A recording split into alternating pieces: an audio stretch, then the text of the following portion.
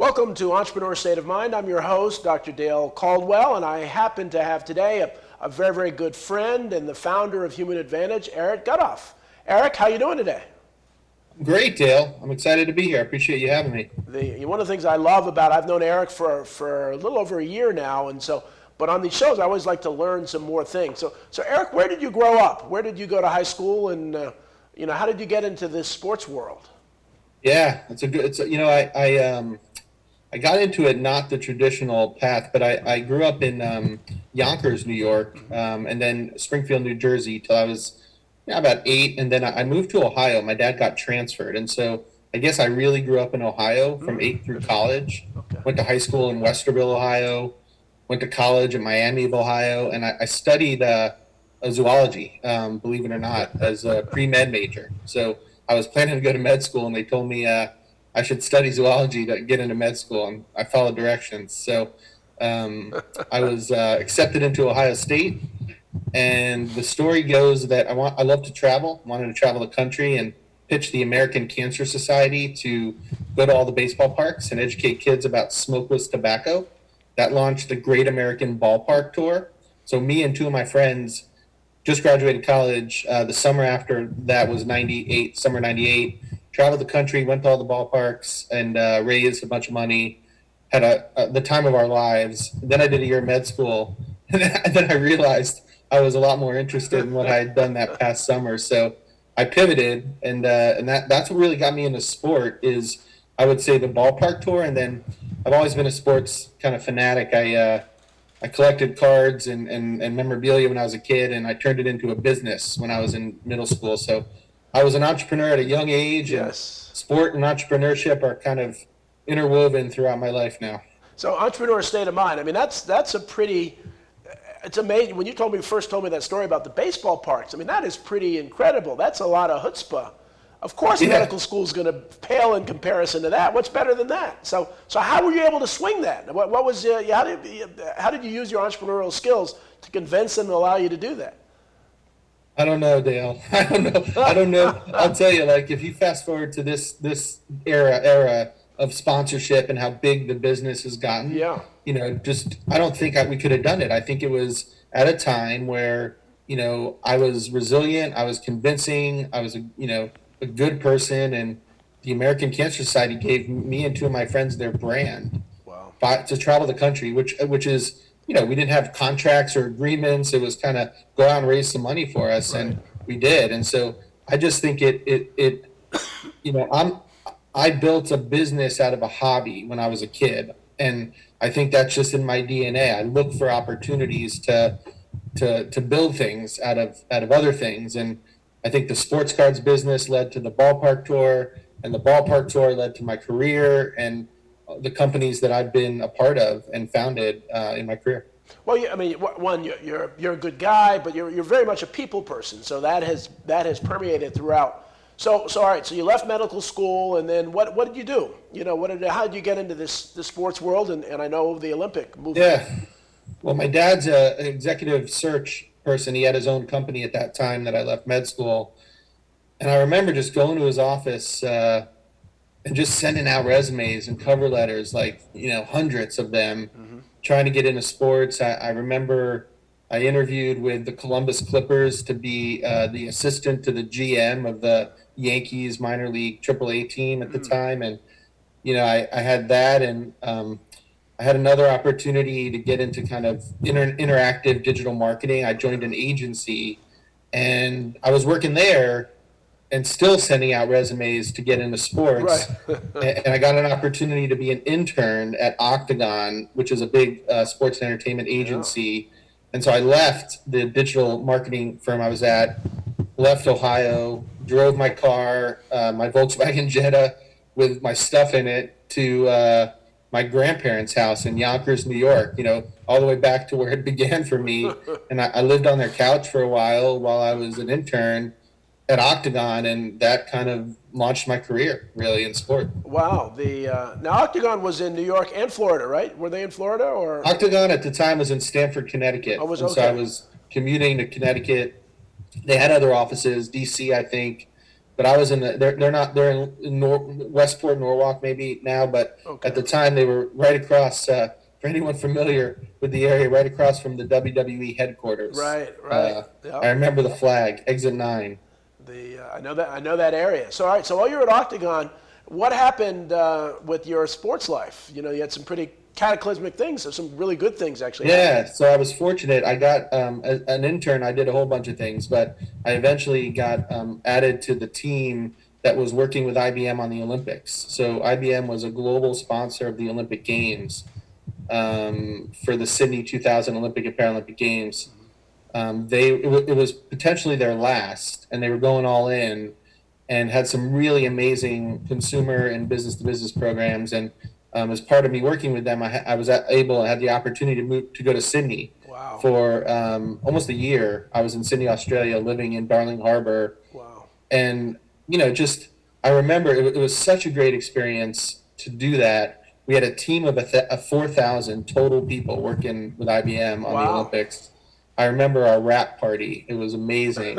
But you mentioned earlier relationships. Like I was working with all these people and learning about how important relationships were when you're part of a big team, and how you kind of got to work together, and how the team kind of comes together to pull off a massive partnership with the Olympic Games in Australia. And so it was a learning experience for me, but so much fun. I remember coming back.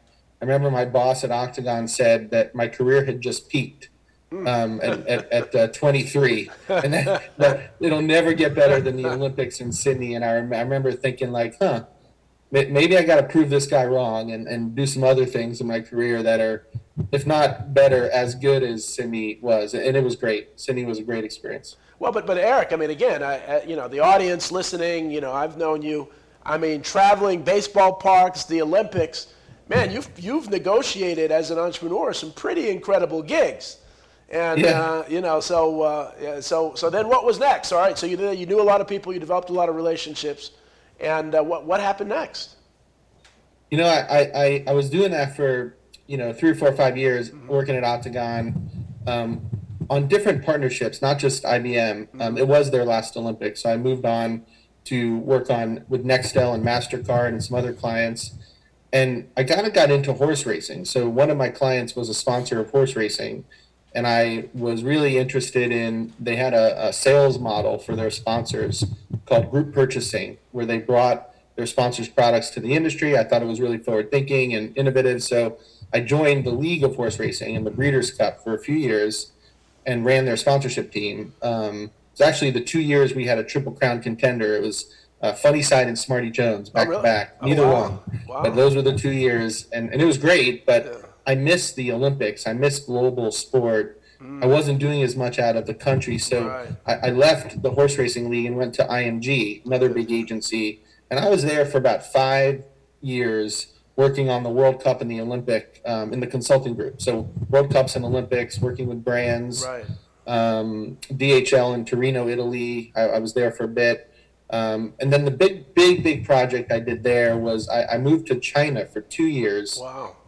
Never had been, and I moved for 2 years to be seconded by Johnson & Johnson. So IMG let J&J borrow me for 2 years and lead operations for everything they did in China around the Olympics. Wow. So it was a massive, we built a team of 1,000 people. Wow. All from all over the world that I was responsible for building that team and for making sure everything we did on site came together. And it was everyone says like, I've always been interested in, because I was a zoology major, should I go back and get my MBA? Because I love that. I love being in school, but people said your MBA will never beat what you did in China for 2 years. So there's your MBA for you. And it was the richest experience a young guy could have. Just kind of learning how to do business in a country where you're the minority. You're not the majority, and it's hard in some ways. You don't speak the language. It was hard. What parts of China were you? I'd been there for a little bit. What parts of China? I lived in Beijing. I did a lot of traveling to Shanghai, a little bit Hong Kong, and then personally, I was able to travel quite a bit around Asia, which was really exciting. So, but I was stationed in Beijing for 2007 and 2008. So do you ever recognize how incredible your career was up to that point? I mean, you've had some amazing people. You know, just hearing you talk about it, said, "Whoa, this guy's had 3 career peaks in his career, and he's just getting started." So you did that. Thanks. You developed some experience, leadership. What do you do next? So my client at Johnson and Johnson, who had the idea to second me for 2 years, he and I kept talking about how Johnson and Johnson was non-endemic to sport, and there were dozens of agencies that were a part of this Olympic team, and every agency was doing great work, but they needed a guide. They needed someone to sit in on their side of the table, really helping them navigate Right. the sports space versus just all these other agencies who couldn't by themselves. They weren't neutral. They couldn't become a guide. And so it gave us the idea to launch a company called Glide Slope. And we did that in 2010, a boutique advisory firm in global sport focused on helping non-endemic brands like a Dow Chemical, a Citibank, a Bridgestone, a J&J, like really how do you navigate the world of sport?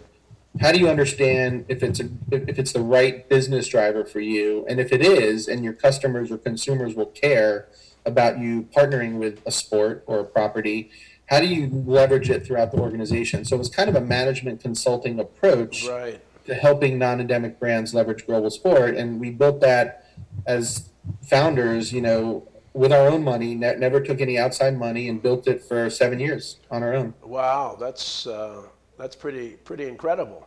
That's pretty incredible. It was great.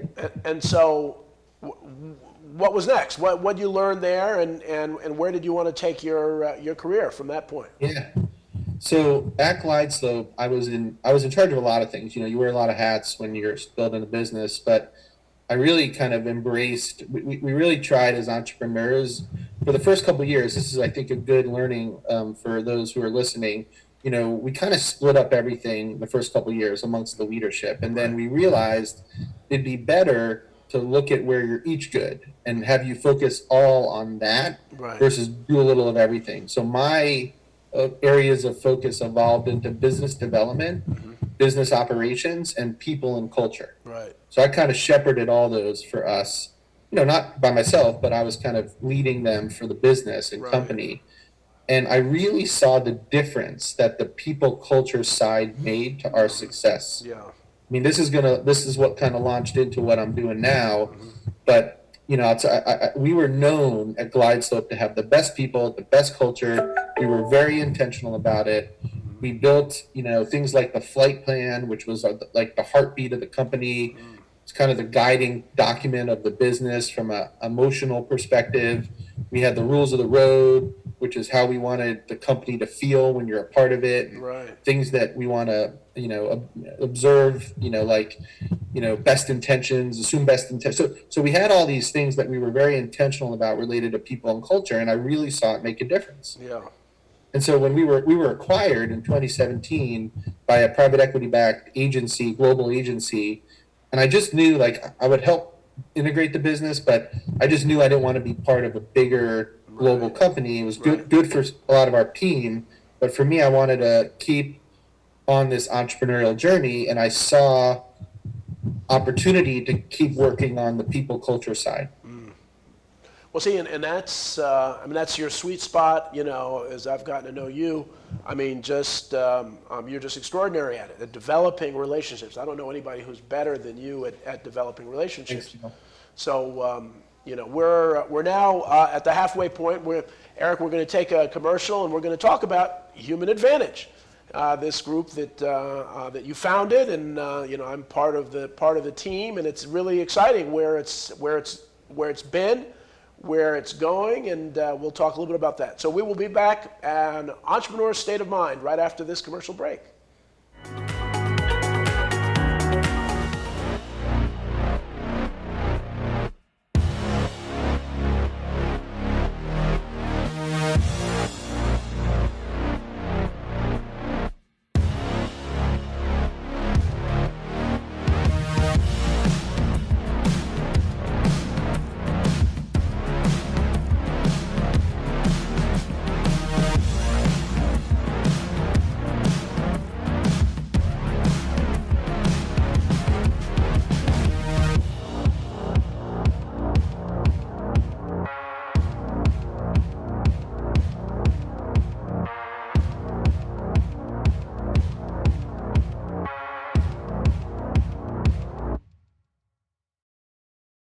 So, I'm kind of new here, but I've noticed a trend.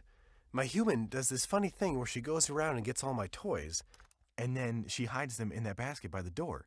But it's always the same basket, and it's always in the same place. And then she acts so surprised when I find them, but, she's putting them in the same basket. Again. It's like, hello? That's where you put it last time. You were the worst at hide and go seek.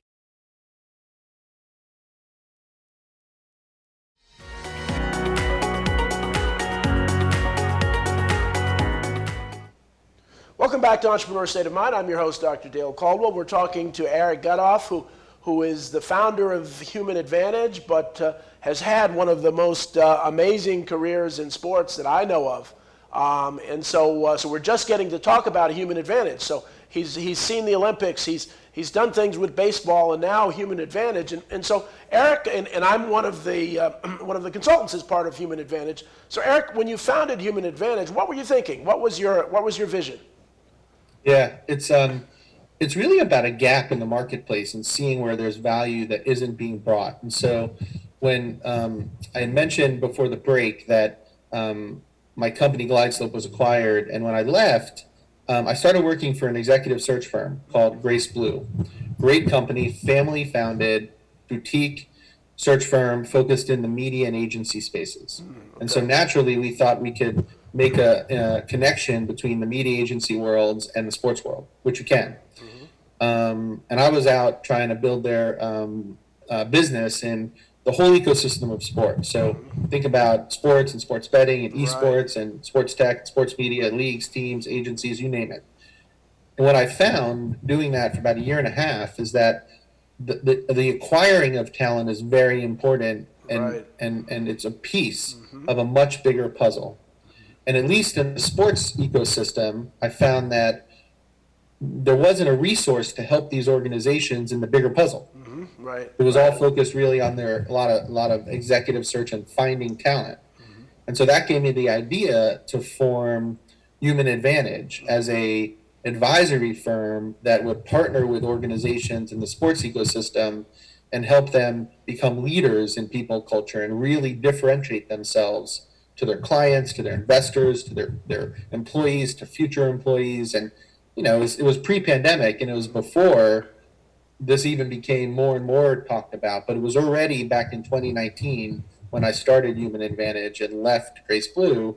It was really starting to gain momentum already. This idea of how you can be a leader in people culture, and that makes a big difference. Right. The timing was perfect, really, because people value and understand the importance of people more than ever before. And so, it's been wonderful to be on this journey with you. And we've had some pretty major clients in a short period of time in professional soccer and some other places. So talk about the experience. How's it going with Human Advantage? Yeah, well, the idea was really, if anyone's familiar with the Marvel hero, superhero, Avenger concept, where, the Avengers are a superhero team that come together and work together to defeat, evil. And I kind of took the concept of trying to find Avengers that could work across people and culture. So, what I did is there are people that are experts in DEI. There are people that are experts in HR. There are people that are experts in leadership. We have someone that deals in organizational flow and culture. And the idea was to blend all these people like you would a superhero team to partner with a client so that they can tap into this team as it might be needed. So a lot of our work is project-based, and we'll focus on one particular thing, like how do we help an organization build an inclusive culture, specific project, key deliverables. And then, another might be, how do we help a newly formed organization build a strong foundation in HR? Another might be, how do we develop managers into leaders of an organization? Those are all kind of project driven. And then we also have a model where you can tap into the entire team as an Avenger team and use us as a resource kind of surrounding your leadership team. So our clients are mostly the leadership, including HR, of an organization, and we become a resource that they can tap into and a partner that they can count on to help them as they grow. and providing executive coaching as well too is a big part of it. And so, have you been surprised at how well received Human Advantage has been so quickly and it's so early in its formulation? Well, I've been surprised. I mean, we waged through a pandemic, which was challenging, and that was it's not over. It's still going on. We're just starting to go from doing a lot virtually to doing some virtual, some in person. And that's been great. I'm sup- I'm not surprised, to be honest with you. I knew there was a need, for Right. this. I think that it's just getting started. I think, companies are just starting to realize that developing their people and paying attention to culture is really important to be successful and sustainable. You can't grow sustainably if you're not paying attention to people development and culture development. And at our heart, that's really what we're doing, people development and culture development. Well, our audience includes people running businesses of all sizes, from very small to very large, and what kinds of things should they be looking at that a Human Advantage can help, a sports organization deal with? Yeah, I mean, I think that the first thing is it's important to look at all this holistically. Like culture is connected to DEI, which is connected to HR and people, which is connected to leadership, and Right. all of it's connected to your business. So my biggest piece of advice is to ask yourself the question, do you have a business strategy? And if the answer is yes, which it should be, then you should ask, do you have a people and culture strategy that are going to help you succeed with your business strategy? And if the answer is no, then you should call us because we can help you think about the people culture strategy and prioritize your efforts against what's going to make the biggest impact to your people and your business. And so that's really the overarching question is, do I have a people culture strategy in place that is going to help me fuel the business vision and strategy being successful? And the name Human Advantage is just so perfect for that. And it really is extraordinary how little attention many sports organizations pay to their people, other than the highly paid athletes that they have. And that their people can make the difference between being extraordinarily successful or being mediocre or even failing. What are some of the changing them? It's amazing. It really is. You want to talk about, you don't have to mention specific clients, but some of the projects that Human Advantage has been working on, over the last year. So we a lot of our projects lead into other projects. So for one client, we helped them. They were thinking about doing a training in DE&I, and we really what they needed was to get leadership aligned and educated on the journey they were going to go on as an organization, and then build a strategy. So, DEI should be something that lives and breathes throughout an organization every day.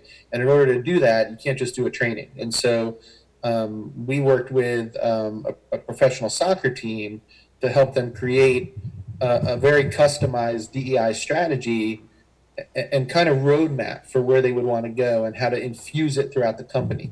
And now that's leading into some other things. So, how DEI might be connected to developing leaders, like that's our next conversation. And, they had a DEI council that was formed and they want to evolve it. So a lot of our work is strategic and advisory, but it leads to other things that kind of flow out of it. We've done some workshops that led to executive coaching. We've done some HR strategic work and building kind of an HR strategy that led to DEI work. And so I think it just goes back to that interconnected group of people that can be a resource on these things and getting to know the organizations. I would say maybe half our work in 2021 has been around the kind of space of developing leaders. People are realizing that it's very costly to keep finding new people. Yep. And so it's better to focus on developing your people into leaders of the company, and even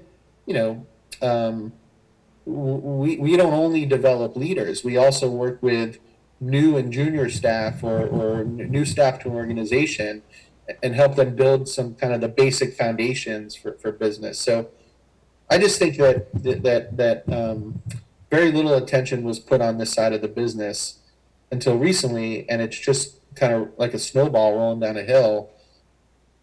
And those that are doing it are really differentiating themselves. They talk about, I'll end with, they talk about the Great Resignation. Well, the Great Resignation is happening because people are looking for this. They're looking for a place where there is a strong culture and they feel they can be developed and there is collaboration. And so, I think what we do goes hand in hand with, being successful in keeping your people and finding great people. Well, and one of